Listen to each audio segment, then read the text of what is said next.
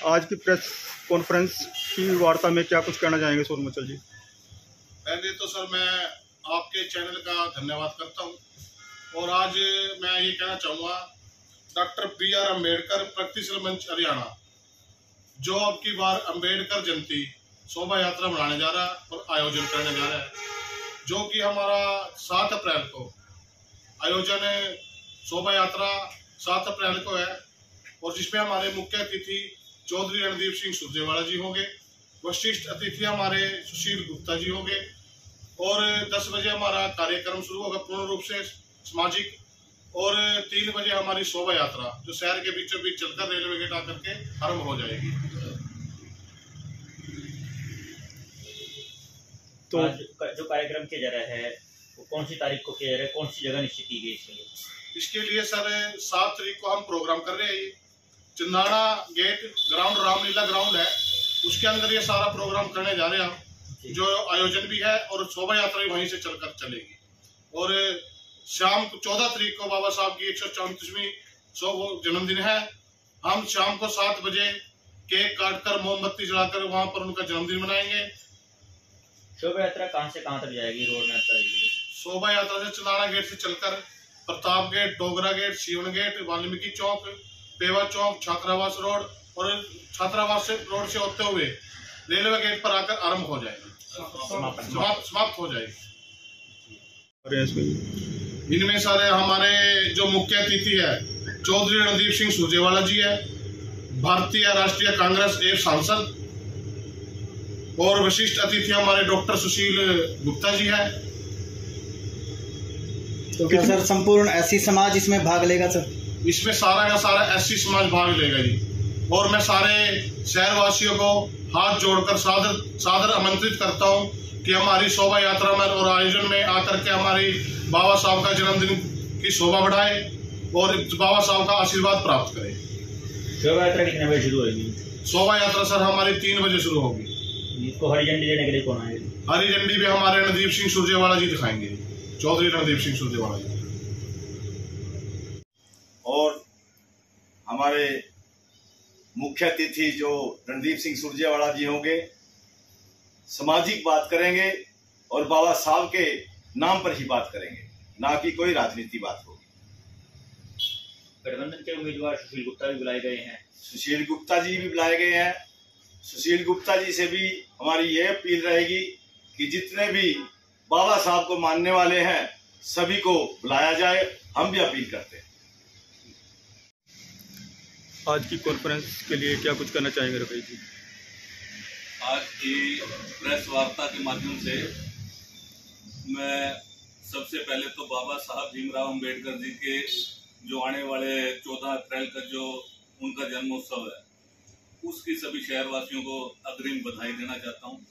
और हमारा एक सामाजिक मंच जो डॉक्टर बी.आर. अम्बेडकर प्रगतिशील मंच के नाम से जो कैथल के अंदर बाबा साहब के प्रचार और प्रसार का जिम्मा उठाया हुआ है, उसी के तहत जो बाबा साहब की विचारों के प्रचार के लिए एक जयंती का कार्यक्रम 7 अप्रैल को संडे के दिन जो रविवार को यहाँ चंदाना गेट रामलीला ग्राउंड में रखा हुआ है और यहीं से उसके प्रचारों को प्रदर्शित करते हुए शोभा यात्रा जो है का आयोजन कर रहे हैं और ताकि पूरे शहर के लोग जो बाबा साहब को नहीं भी जानते उनको जान सके और उनके विचारों को, उनके जो एक सोच रही है।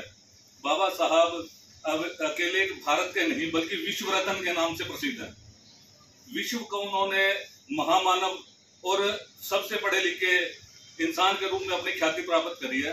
तो ये लोगों के लिए जानना बहुत जरूरी है कि संविधान के माध्यम से बाबा साहब ने जो एक संदेश दिया कि सभी के समान अधिकारों, देश सभी छोटे बड़े समाज एक समान विचारधारा के तहत आगे बढ़े और ये देश जो है दोबारा से विकासशील नहीं बल्कि विकसित होकर के पूरे विश्व के ऊपर राज करे, ऐसा उनका एक प्रयास रहा। उनके विचारों को जब तक नहीं पढ़ेंगे तो शायद समाज आगे नहीं बढ़ पाएगा। उनके प्रचार और प्रसार का एक जरिया लेकर के हमारा मंच जो काम कर रहा है, तो वो एक शहरवासियों का संदेश है। ये किस बैनर के तहत जयंती मनाई जा रही है? Doctor B R. अम्बेडकर प्रगतिशील मंच जो कि जिसका मुख्य जो कार्यालय है हमारा रेलवे गेट पर स्थित है वाल्मीकि धर्मशाला में। तो वहीं से जो है इसका कार्यक्रम का जो है सारा आयोजन यहाँ से कहीं ना कहीं योजनाबद्ध किया जा रहा है। प्रगतिशील मंच का उद्देश्य क्या है? उसका प्रगतिशील मंच का ये है कि बाबा साहब के विचारों को प्रसार और प्रचार करके समाज को संदेश दें और आगे बढ़ने के लिए जो समाज के छोटे तबके हैं जो अब तक सामाजिक दृष्टि से भी और राजनीतिक दृष्टि से पिछड़े हुए हैं, उनको जो है समान रूप से तरक्की करके एक नई विचारधारा लेकर के समाज में समान रूप से तरक्की करें और मुख्य धारा में आ सके। बाबा साहब की जो शोभा यात्रा निकाली जाएगी वो कहाँ से शुरू होगी और कहाँ जा करके और कहाँ खत्म होगी? जी बिल्कुल बिल्कुल। जो शोभा यात्रा है यही चंदाना गेट जो हमारे दशहरा ग्राउंड है वहीं से कार्यक्रम का आयोजन होने के बाद तुरंत बाद 3 बजे यहाँ से शोभा यात्रा की शुरुआत होगी और पूरे शहर का भ्रमण करते हुए Pratap gate, Chandana gate, Dogra gate, Ambedkar चौक, सीवन गेट, वाल्मीकि चौक, कमेटी चौक, पेहवा चौक और उधर छात्रावास रोड से होते हुए वापसी इधर रेलवे गेट पे आके इसका समापन होगा। मुख्य रूप से कौन कौन शिरकत करेंगे? मुख्य रूप से हमारे मुख्य रूप से तो ये है कि जो मुख्य अतिथि हमने आमंत्रित किया वो तो होंगे ही, लेकिन पूरे समाज के बुद्धिजीवी लोग जो समाज की तरक्की चाहते हैं वो सभी सादर आमंत्रित है और उसमें सभी चेहरे आपको सामाजिक चेहरे, छोटे बड़े चेहरे देखने को मिलेंगे।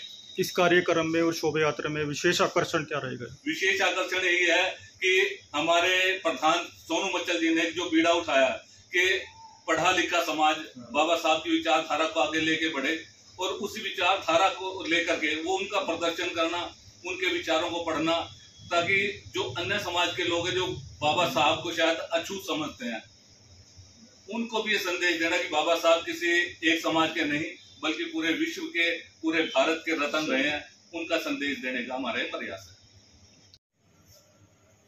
जी सर, क्या नाम है और क्या मैसेज देना चाहेंगे सर?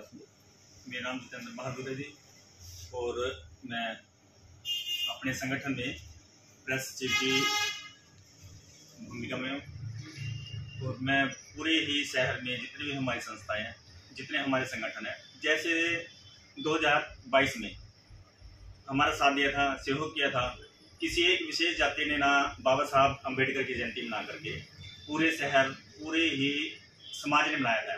हिंदू, मुस्लिम, सिख, ईसाई जैसे सभी भी थे उस टाइम में, शोभा यात्रा में भी शिरकत हुए थे, वैसे ही अब की बार भी मनाने जा रहे हैं। शहरवासियों को क्या, संगठनों को क्या मैसेज देते हैं? शहर में जितने भी हमारे संगठन हैं उनके लिए एक ही मैसेज, जैसे 2022 में बाबा साहब का जन्म उत्सव मनाया था, उसी तरीके से भी अभी भी इस समय इस पर्व पर आकर सभी सहयोग करें।